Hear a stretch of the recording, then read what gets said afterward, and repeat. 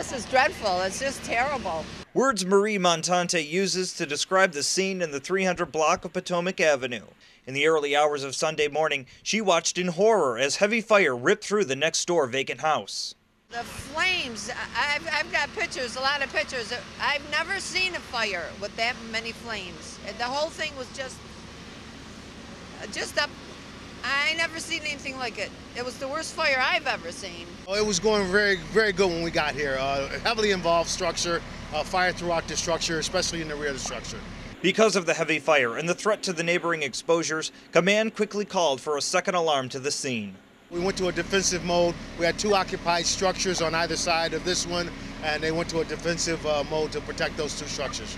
The blaze, burning so hot and so quickly compromised the structure. So many flames, and then the whole house just collapsed down on the front porch. With quick actions from the Buffalo Fire Department, crews were able to save the 2 occupied exposure homes. Officials tell us only some damage was done to them. Everything went well. The guys did a great job. They got here, they protected the 2 exposures, limited the damage to the exposures, and we got no injuries, so it's a pretty good night for us. Thank the Lord that my house didn't go up. I don't know how it didn't. I mean, because that one was smoking, and it almost went to my house, but God bless the firemen.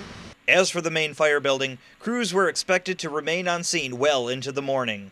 Well, we're going to be as long as it takes. Obviously, the structure has collapsed at this point, so we want to make sure that it's out. We got to move it around, get it moved around. We'll probably get some heavy equipment out here and look for hot spots for a while. Officials don't know what sparked the blaze as of yet, as it is still early in the investigation. Buffalo fire marshals were interviewing neighbors who live around the fire scene.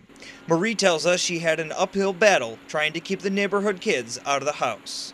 Every day I chase the kids out of the house. The kids next door were in the house today. I called the landlord. I've asked him for the keys several times, and I've told him, give me the keys so I could keep locking it up. And he says he will, and then he don't. I've gone in there, I've boarded up windows several times. I've chased the kids out of there, and they've destroyed the house. It was a nice house.